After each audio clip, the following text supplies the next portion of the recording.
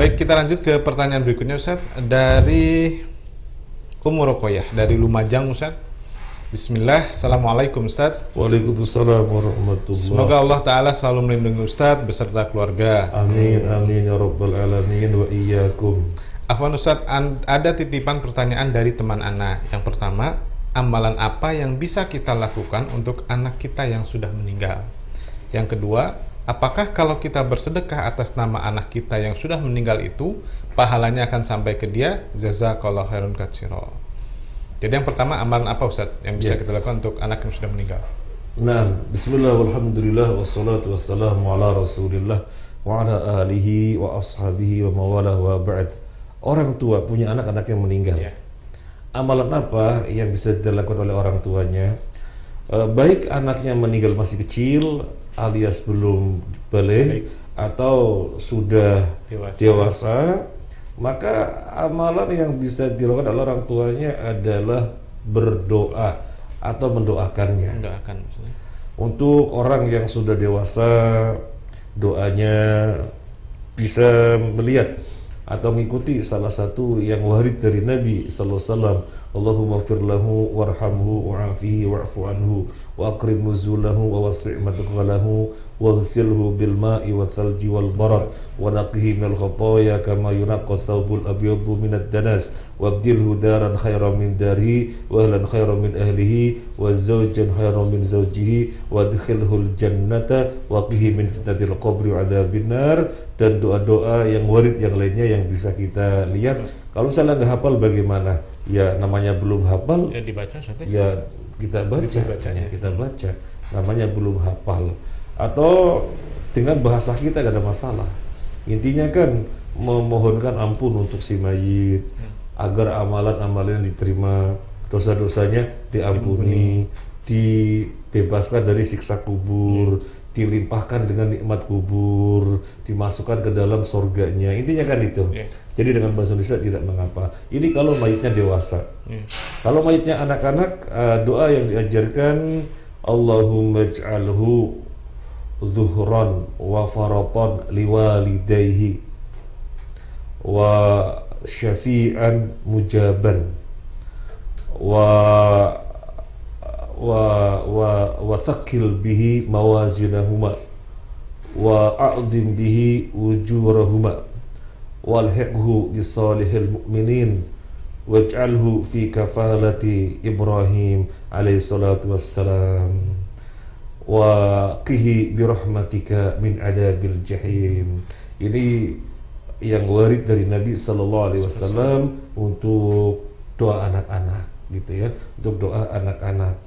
Jadi yang ditekankan adalah agar dilimpahkan rahmat dan menjadi tabungan bagi atau simpanan bagi orang tuanya, karena dia belum punya dosa, belum balik, belum dicatat, maka sebagai tabungan atau simpanan bagi orang tuanya. Karena sebagaimana disebutkan dalam hadis Nabi sallallahu alaihi wasallam, orang tua yang punya anaknya meninggal masih kecil, belum dewasa, nanti akan menunggu orang tuanya di pintu surga, menarik bajunya orang tuanya. Nabi sambil mempraktekkan bagaimana narik-nariknya, lengan-lengannya ditarik-tarik masuk, masya Allah. Nah, jadi ini hiburan untuk orang yang ditinggal anaknya masih kecil. Ya, jadi makanya doanya yang di situ ditekankan adalah faraton wa dhuhron, ya, sebagai simpanan dan sebagai tabungan, dan limpahkanlah dia rahmat. Dan dalam pengasuhan Nabi Ibrahim alaihissalatu wassalam, ketika Mi'raj, Nabi sallallahu alaihi wasallam melihat ada orang tua dan di sekitarnya anak-anak kecil. Kemudian dijelaskan oleh malaikat Jibril, itu adalah Nabi Ibrahim alaihissalam dengan anak-anak. Demikian, anak-anak yang meninggal belum balik. Nah, ini amalan yang pertama, berdoa. Kemudian amalan yang lainnya ziarah kubur. Amalan yang lainnya adalah ziarah kubur. Masuk ke area pemakaman sebagaimana sudah dijelaskan di dalam tuntunan syariat, bagaimana Nabi menjelaskan masuk area pemakaman, alas kaki atau sandal dilepas. kemudian mengucapkan salam, memohonkan keselamatan untuk seluruh ahli kubur. Assalamu ahla diyar minal muslimin wal mu'minin wa antum salafun fa inna insyaallah bikum lahiqun as'alullah lana wa lakumul afiyah. Kemudian mendoakan. Doanya ya tadi yang tadi sudah kita sampaikan. Demikian. Kemudian kalau ada pertanyaan, apakah sebagai orang tua mensedekahkan sesuatu, menginfakkan sesuatu di atas namakan anak, pahalanya sampai apa tidak? Nas dalil menunjukkan idza mata ibnu adama in qata'a amalu ila min thalathin shadaqatin jariyatin aw ilmin yuntafa'u bi aw waladin shalih yad'u lahu. Kalau manusia meninggal dunia terputus seluruh amalannya kecuali 3 perkara saja yang tidak terputus. Ya orang tua meninggal dunia ya sudah gak bisa mendapatkan pahala apapun, sudah gak bisa berbuat, gak bisa berbuat kebaikan apapun, ya gak ada pahala. Tapi ada 3 pahala. Ada 3 pahala yang terus mengalir. Yang pertama apa? Yang pertama adalah sedekah jariyah. Jadi orang bersedekah kemudian dimanfaatkan sedekahnya itu terus sampai kapan dimanfaatkan, pahala mengalir. Padahal dia gak berbuat kebaikan apa-apa kok dapat pahala. Ya karena dia meninggalkan sedekah jariyah itu. Makanya melalui Anida TV para jamaah kaum muslimin yang memiliki kelebihan harta harus memiliki program ketika meninggal nanti bagaimana punya investasi kan begitu ya, investasi akhirat ya. Ketika meninggal nanti bagaimana punya investasi. Jangan sampai meninggal tidak punya investasi, menjadi rebutan dalam tanda petik ahli warisnya saja. Padahal dia yang capek-capek, yang berjuang tapi tidak punya investasi.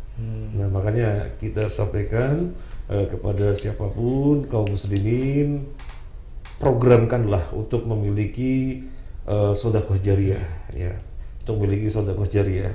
Misalnya kita di sini ya Sadidul Fitrah banyak proyek-proyek yang kaum muslimin bisa andil di situ untuk sedekah jariyah. Kita lagi mengembangkan rumah belajar, butuh sarana prasarana, bisa di situ sedekah jariyah. Nah, kemudian yang kedua apa? Yang kedua adalah ilmu yang bermanfaat. Ilmu yang bermanfaat. Orang ngajari orang lain tata cara wudhu, akhirnya dia ngerti wudhu dan dia berwudhu. Kemudian orang ini meninggal dunia. Orang yang diajari terus berwudhu, maka pahala mengalir terus. Berapa yang diajari berwudhu? Berapa yang diajari sholat? Berapa yang diajari baca Quran? Semuanya akhirnya tahu kebaikan dan mengamalkannya. Orang yang meninggal dunia, maka terus pahala mengalir. Masya Allah. Maka bersyukur sekali para jamaah yang senang berkiprah dengan ilmunya, senang berkiprah dengan ilmunya. Misalnya bisa ngajari Quran, ajari Quran. Bisa ngajari sholat, ajari sholat. Apapun yang bisa diketahui sampaikan. Yang ketiga yang terkait dengan tema kita, anak soleh yang mendoakan. Ini yang terkait dengan tema kita. Jadi orang tua meninggal dunia punya anak soleh, maka keberadaan anak soleh merupakan investasi bagi orang tuanya. Bersyukurlah kalau anaknya banyak 9, berarti investasinya kali 9. Satu investasi nilainya berapa kali 9, Masya Allah. Maka berbanyak-banyaklah anak, berupaya untuk berbanyak-banyakan anak, dan memang membatasi anak justru berdosa. Kembali kepada tema kita, di sini dalil menunjukkan yang berbuat itu anak untuk orang tua. Sementara dalam pertanyaan orang tua berbuat untuk anak. Maka sebaiknya atau yang semestinya berbuat adalah sesuai nas, berbuat sesuai nas. Kalau memang kita posisinya sebagai orang tua, ya kan kita punya orang tua ya, ayah ibu. Ya, kita kalau mau berbuat niatkan untuk orang tua ayah kita, ayah ibu kita gitu ya, bukan untuk anak, bukan untuk anak. Nah, jadi ketentuannya demikian. Allahu a'lam. Ustaz menyinggung mengenai ilmu yang bermanfaat tadi.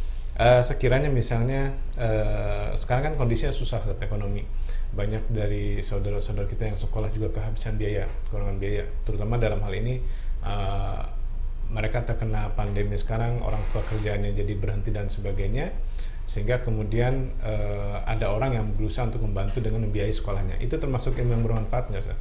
Oh, jadi membiayai dengan biaya gitu ya. Berarti bukan pengajaran ilmu. Bukan pengajaran ilmu, tetapi dia membiayai dengan harta yang dimiliki. Akhirnya dia bisa sekolah terus ya. Anak yang kurang mampu tadi atau orang tua yang kena dampak pandemi ini menjadi terus sekolah. Apakah kita yang membantu biaya tadi kita kategorinya mengajar ilmu manfaat? Ya tidak. Kita dengan harta kita bersinergi dengan orang yang ngajari ilmu tadi ya. Kita bersinergi dengan lembaga atau orang yang ngajari ilmu, pahalanya besar sekali ya. Pahalanya besar sekali karena menjadikan orang seumur hidupnya ngerti ilmu. Memang secara nas yang menyatakan pahalanya mengalir adalah yang mengajaran ilmu. Secara nas kan begitu. Nah, tapi ini orang dengan hartanya menjadikan orang tersebut dengan dibiayai akhirnya kan mengerti ilmu dan beramal dengan ilmunya, maka pahalanya besar sekali. Kalau kita mengatakan apakah dia mendapatkan pahala jariah, pahala mengalir, kita nggak bisa mengatakan karena itu kan harus dengan nas ya, dan nasnya menunjukkan yang mengajari ilmu. Dia berbuat dengan hartanya, maka tentunya pahalanya sangat besar sekali. Ya, baik, jazakallahu Ustaz.